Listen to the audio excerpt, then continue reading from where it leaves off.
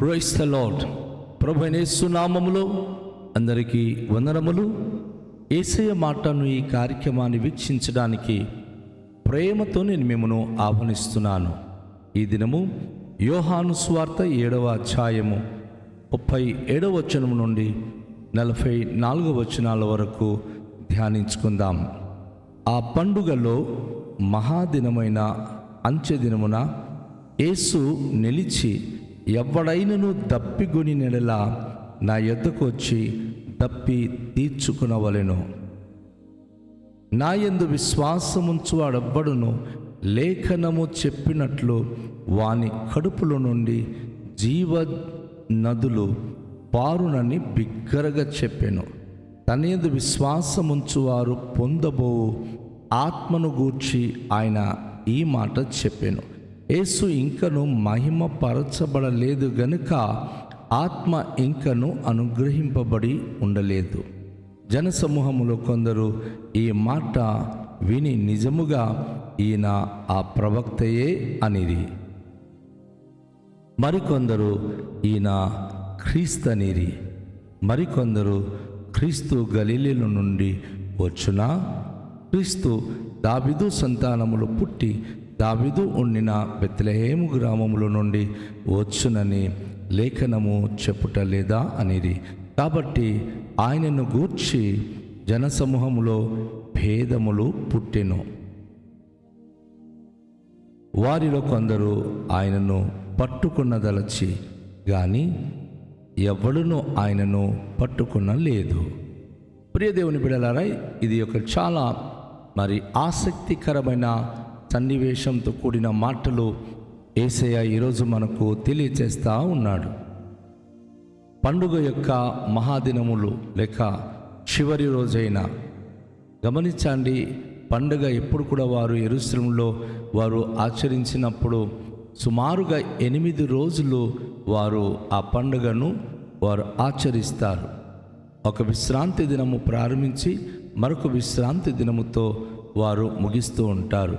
అయితే అంచె దినమైన చివరి రోజు ఆయన నిలిచి ఏమంటున్నారు అంటే, దప్పిగొని నెడల నా యొద్దకు వచ్చి దప్పి తీర్చుకొనుడి.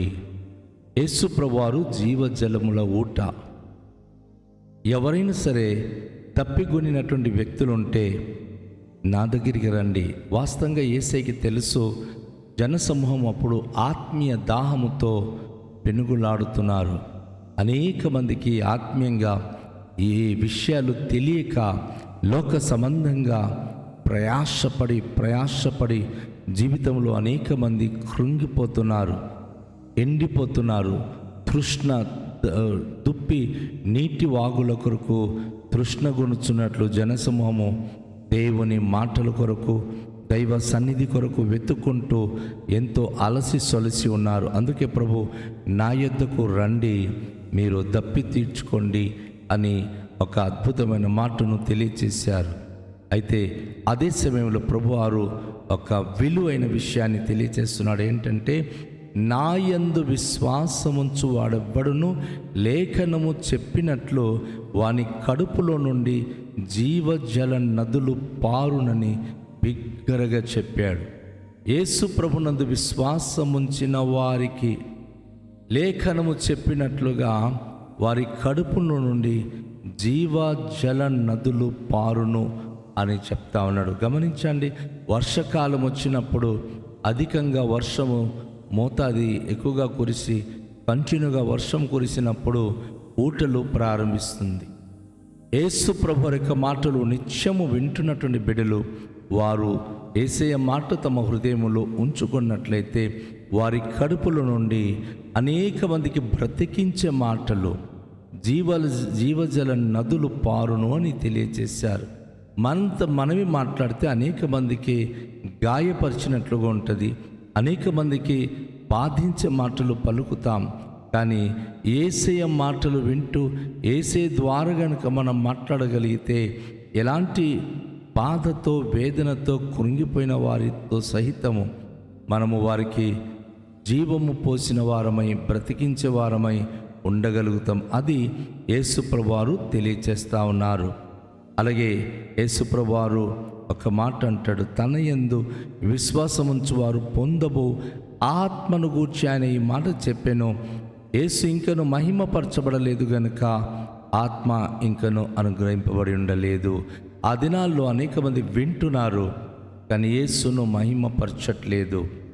ఈరోజు కూడా అనేక మంది యేసయ్య సత్య సువార్త వింటున్నారు, సత్యవాక్యం వింటున్నారు, యేసయ్య మాట వింటున్నారు, కానీ యేసయ్య నామములు విశ్వసించట్లేదు. యేసయ్యను మహిమపరచట్లా. మాకు అన్నీ తెలుసు, ఇవన్నీ తెలుసు మాకు అనుకుంటున్నారు. కానీ యేసయ్య మాటల్లో కేవలం యేసయ్య మాత్రమే మహిమ పొందాలి. యేసయ్య మాట వింటున్న ప్రతి దీన బిడ్డలు యేసయ్యను మాత్రమే మహిమపరచగలగాలి. యేసయ్యను ఎప్పుడైతే మనం మహిమపరుస్తామో వారికి పరిశుద్ధాత్మ అనుగ్రహింపబడుతుంది. యేసయ్య మాటలు ఎక్కడుంటుందో యేసయ్య ఆత్మ అక్కడికి వచ్చి వారికి ఇంకా లోతైన సత్యములోనికి నడిపించే బాధ్యత తీసుకుంటుంది. కనుక పరిశుద్ధ గ్రంథములో ఉన్న ప్రతి మాటలు మనం చదువుతున్నప్పుడు, వింటున్నప్పుడు, అది మన హృదయంతరంగములో పదిలపరుచుకున్నప్పుడు యేసయ్య ఆత్మ మనకు అనుగ్రహింపబడి మరింతగా లోతైన విషయాలు నేర్చుకునేలాగున మనకు ప్రోత్సాహాన్ని ఇస్తుంది. అలాగే దేవుని యొక్క వాక్యమును మనం చూస్తున్నప్పుడు జనసమూహంలో కొందరు ఈ మాటలు విని నిజముగా ఈయన ఆ ప్రవక్తయే అనేది.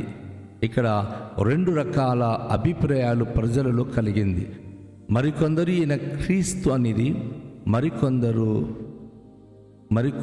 మరికొందరు ఏమి క్రీస్తు గలీల నుండి వచ్చిన. వీళ్ళు ఒకలాంటి వర్గభేదములు వచ్చింది.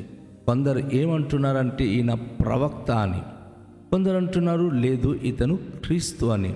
ఎందుకంటే ప్రవక్తలైతే చచ్చిపోయినరికి లేపలేదు కదా, ప్రవక్తలైతే స్వస్థపరచలేదు కదా, ప్రవక్తలు కేవలము బోధించారు, ప్రవచించారు. కానీ ఈయన ప్రవక్తలాగా ప్రవచిస్తున్నాడు. అలాగే అనేక మందికి దాహం తీర్చి అనేక మంది జీవితాన్ని బాగు చేస్తున్నాడు. కనుక ఈయన క్రీస్తే అని కొందరేమో ప్రవక్త అని. అయితే వారిలో ఒక ప్రశ్న ఏర్పడింది, క్రీస్తు గలిలీ నుంచి వస్తాడా? క్రీస్తు దావీదు వంశంలో పుట్టి దావీదు ఉండిన బెత్లెహేము అనే గ్రామంలో నుండి వచ్చునని లేఖనము చెప్పుట లేదా అనేది.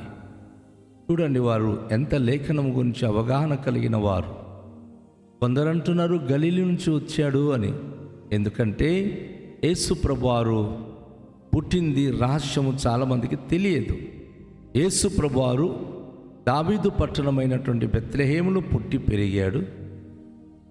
ఆయన అక్కడ పుట్టింది అయితే బెత్లెహేములో, కానీ ఆయన పెరిగింది మాత్రం గలిలయలోని నజరేతు పట్టణములో. కనుక ఈ ప్రజలకు ఒకలాంటి కన్ఫ్యూషన్ వచ్చింది. క్రీస్తు దావీదు వంశములో సంతానములు పుట్టి దావీదు ఉండిన బెత్లెహేము గ్రామం నుంచి వచ్చును కదా అని లేఖనము చెప్తుంది కదా అని కొందరు వాదిస్తున్నారు. అంటే వారిలో ఈ భేదాభిప్రాయాలు అనేది ఏర్పడింది. వాస్తవానికి యేసు ప్రభువారు దావీదు సంతానమైన దావీదు పుట్టినటువంటి బెత్లెహేము ఊరిలో తను పుట్టడం, దావీదు సంతానముగా ఆయన పేరు పొందడం, బెత్లెహేములో జనాభా లెక్కలు రాస్తున్నప్పుడు మరియమ్మ యోసేపు బెత్లెహేములోనే యేసు ప్రభును కని పేరు నమోదు చేసుకొని వెళ్ళిపోవడం అనేది అది జరిగిన వాస్తవం. అయితే ఇక్కడ నిలబడి వింటున్న మనుషులకు అది తెలియదు కదా. వారిలో కొందరు ఆయనను మరి అలా గ్రహించక ఇది ఏదో సమ్ ఫాల్స్ అని చెప్పి అనుకొని కొందరైతే ఆయనకు పట్టుకుందాం, మరి ఆయనకు చంపేద్దామనే ఉద్దేశం. సత్యము ఎరిగినప్పుడు కూడా కొంతమంది సత్యహీనులై భ్రష్టులైపోతున్నారు. క్రీస్తు గురించి ఈరోజు చాలామంది అనుభవపూర్వకంగా తెలుసుకుంటున్నారు. క్రీస్తు ప్రభు గురించి వ్యక్తిగతంగా ఆయన రక్షణ అనుభవిస్తున్నారు, కానీ విడిచిపెట్టేస్తున్నారు. ఏం చేశాడు యేసు ప్రభు అంటున్నారు, యేసుని నమ్మిన తర్వాత మాకేం జరిగింది అంటున్నారు. ఎంత దౌర్భాగ్యమైన స్థితి. ఈరోజు ఆ యేసు ప్రభు ద్వారా అనేకమైన విషయాలు నేర్చుకొని అనేక అనుభూతులు పొందుకొని అనేక విషయాలు జ్ఞానవంతులై ఈరోజు నిజంగా యేసును నమ్మిన తర్వాత స్థితి మారింది, గతి మారింది, పరిస్థితి మారింది. మనిషి యొక్క స్థితిగతులన్నీ కూడా మార్పు వచ్చింది. ఒకప్పుడు స్థితి ఏమిటి? యేసు ప్రభువు నమ్మిన తర్వాత ఇప్పుడు మన స్థితి ఏమిటి?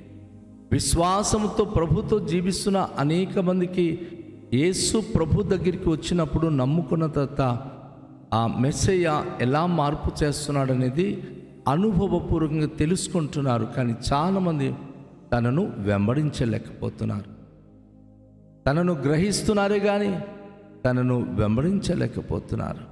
నా ప్రియ సహోదరి, నా ప్రియ సహోదరుడా, ఈరోజు దేవుని మాటలు వింటున్న ప్రతి ఒక్కరూ మనం జాగ్రత్తగా గమనించాలి.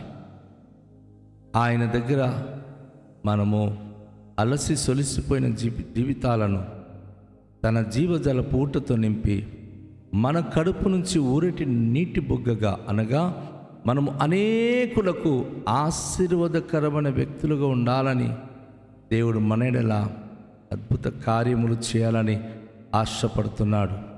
అయితే ఈరోజు కూడా జనులు యేసు ప్రభువును నమ్మిన వారికి వెలివేస్తున్నారు. యేసు ప్రభు పేరెత్తితే అనేక మంది దూషిస్తున్నారు. ఆ రోజు కూడా యేసే మాట వింటూ యేసే శక్తిని గ్రహిస్తూ యేసు ప్రభు దావీదు కుమారుడైన క్రీస్తు అని తెలుసుకున్నప్పుడు కూడాను ఆయనను పట్టుకొని చంపుదామని చెప్పి అనేక మంది ఆయన వెనకల కుట్ర పన్నుతూ ఉన్నారు. నా ప్రియ దేవుని యొక్క బిడలారా, యేసు ప్రభు నమ్మిన వారు జీవజలపు ఊటగా ప్రవహించి దేశంలో, రాష్ట్రంలో, గ్రామంలో అనేక మంది జీవితానికి ఊరటనిస్తారు. అయితే యేసు ప్రభును నమ్మని వారు చంపుకుంటూ కుట్రతో జీవితం గడుపుతూ నాశనమవుతూ తమ కాలాన్ని అంతము చేసుకుంటారు. మనం ఏం కోరుకుంటాం? యేసు ప్రభునందు విశ్వాసం ఉంచి అనేకులకు మంచి చేసేవారుగా జీవిస్తామా, లేక యేసు ప్రభును పక్కన పెట్టి నష్టపోతూ జీవిస్తామా? వద్దు, యేసును కోరుకుందాం. యేసు ప్రభు పట్ల విశ్వాసం కలిగి ఆయనను బట్టి జీవించడానికి సిద్ధపడదాం. రండి, తలలోంచుకొని ప్రార్థన చేద్దాం. దయగల తండ్రి, మీ పరిశుద్ధ నామానికి స్తోత్రాలు. ఈ ప్రశస్తమైన సమయంలో మీరే జీవజలపు ఊట అని మీ అందు విశ్వాసం ఉంచి మా క్రీస్తు, మా ప్రభు మీరే అని నమ్ముతూ మీ అందు జీవించడానికి ఇష్టపడుతున్నాం. ప్రభు, ఈ మాటలు విన్న ప్రతి బిడలు మీ పట్ల పరిపూర్ణ విశ్వాసం కలిగి అత్యధికంగా మీ మహిమ కొరకు జీవించే భాగ్యం అనుగ్రహించండి. ప్రభువా, మిమ్మును ఎరుగక ప్రభువానైనా మేము నశించిపోయేవారుగా కాక మేము నెరిగిన వారమై విశ్వాసం కలిగిన వారమై మీ నామమునకే మహిమకరంగా జీవించే భాగ్యవంతులై ఉండే కృపనిమ్మని యేసు నామములో ప్రార్థిస్తున్నాము తండ్రి. ఆమేన్. అందరికీ షాలోం. ప్రభు మనను దీవించును గాక.